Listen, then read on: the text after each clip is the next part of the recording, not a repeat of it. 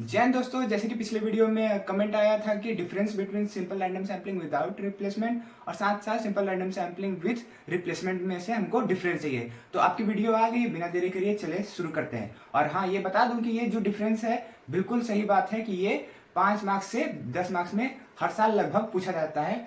इसको अलग भी पूछ लेते हैं या दोनों डिफरेंस के साथ पूछ लेते हैं। तो चलिए वीडियो को शुरू करते हैं। सबसे पहला होगा एक साइड देख लीजिए simple random sampling with replacement, जिसका SRSWR के नाम से भी जानते हैं, और इस side simple random sampling without replacement, जिसको SRSWOR के नाम से भी जानते हैं। क्वेश्चन में कभी कभार ये भी होता है कि उसको पूरा नाम नहीं देता है, बस शॉर्ट नेम में SRSWR SRSWOR के नाम से भी दे देता है और बच्चे होते हैं कंफ्यूज। तो इसको थोड़ा सा ध्यान रखिएगा। तो चलिए डिफरेंस शुरू करते हैं। पहला टॉपिक होगा डिफरेंस का, वो होगा डिफिनेशन।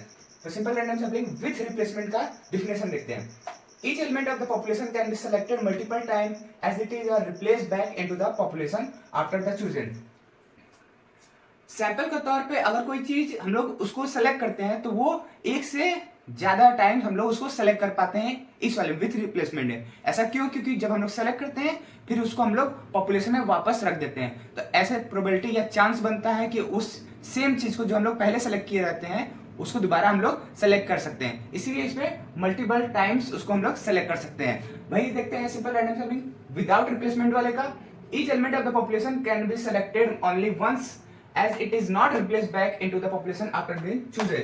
तो ये क्या कहता है कि कोई भी एक एलिमेंट को मान लेंगे पॉपुलेशन में चूज किए हैं, उसको हम लोग दोबारा उस पॉपुलेशन में नहीं रखते हैं। तो इससे क्या होगा? इससे ये होगा कि वो वाला एलिमेंट जो हम लोग चूज किए होंगे वो दोबारा कभी भी कोई प्रोबेबिलिटी नहीं होगी कि वो दोबारा सेलेक्ट क्यों, क्योंकि हम लोग तो जो एलिमेंट चूज किए थे उसको तो पॉपुलेशन में रखे ही नहीं, तो कैसे पॉपुलेशन में से वो आएगा। इसीलिए इसमें बस एक बार चांस होता है कि वो एक ही बार वो आ सकता है उस पॉपुलेशन में। अब इसका कुछ कैरेक्टरिस्टिक देख लेते हैं विथ रिप्लेसमेंट का। The probability of selecting any element remains constant for each draw. कहता है कि कोई भी एलिमेंट को अगर सेलेक्ट करते हैं तो उसका प्रोबेबिलिटी जो है वो हमेशा इक्वल रहेगा। क्यों? क्योंकि हम उस चीज को निकाल ले रहे हैं, उसका प्रोबेबिलिटी निकाल लिए, फिर क्या कर रहे हैं, जो चीज निकाले थे, जो एलिमेंट निकाले थे उसको हम दोबारा पॉपुलेशन में रख दे रहे हैं, तो वो पूरा पॉपुलेशन उतना ही हो जा रहा है, तो इसीलिए उसका प्रोबेबिलिटी में चेंजेस नहीं आएगा। दूसरा क्या है, the sample many contain duplicate element. साथ साथ इस वाले में विथ रिप्लेसमेंट में हमारा अगर सैंपल लेना होगा तो उसमें डुप्लीकेट के भी चांसेस बढ़ जाते हैं, क्योंकि हम लोग उसको दोबारा पॉपुलेशन में रख चुके हैं। अब देखते हैं विदाउट रिप्लेसमेंट में the probability of selecting a specific element change as the population size decreases with the each draw.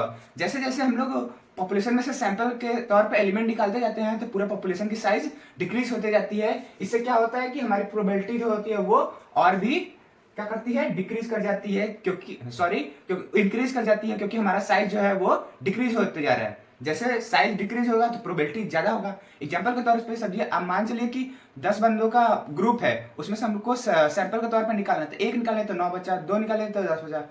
सबसे पहला बंदा निकालूंगा तो उसका प्रोबेबिलिटी क्या होगा, 1/10 होगा।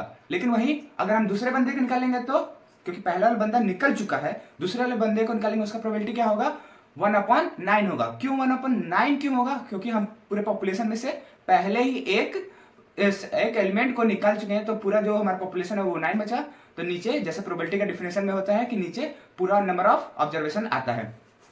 दूसरा पॉइंट है the sample will always consist of a distinct element. जैसे जैसे हम लोग एलिमेंट लेते जाएंगे वो सारे एलिमेंट को देखा जाएगा तो वो सारे अलग अलग होंगे। क्यों अलग होंगे? क्योंकि हम लोग उसको रिप्लेस तो किए ही नहीं, तो वो दोबारा आने का चांस है ही नहीं, इसलिए वो सेम कभी हो नहीं सकते, कभी भी डुप्लीकेट नहीं आ सकता। अब देखते हैं इसके एग्जांपल को। पहले देखते हैं विथ रिप्लेसमेंट के एग्जांपल को। If you are random picking a card from a deck with replacement you contain could potential draw the same card multiple time.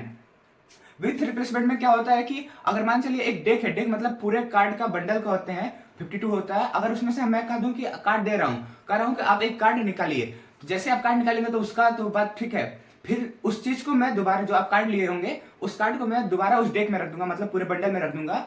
ऐसे फिर से मैं कहूंगा तो चांसेस होंगे कि वो वाला कार्ड भी निकल सकता है। तो विथ रिप्लेसमेंट में यही होता है कि उसका प्रोबेबिलिटी सेम रहता है और जैसे जैसे करते हैं वैसे इंक्रीज करते जाता है, क्योंकि हम लोग उसमें रिप्लेस करते थे। सेम इधर देखते हैं विदाउट रिप्लेसमेंट में। If you are random picking card from a deck without replacement each card can only be drawn once.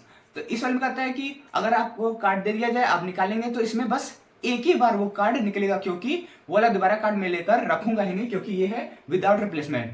तो ये है हमारा डिफरेंस में हम लोग डिफिनेशन, कैरेक्टरिस्टिक और एग्जाम्पल देखें। ये जो है बहुत ज्यादा इंपॉर्टेंट है। तो आज के लिए इतना ही, मिलते हैं अगले वीडियो में। जय हिंद।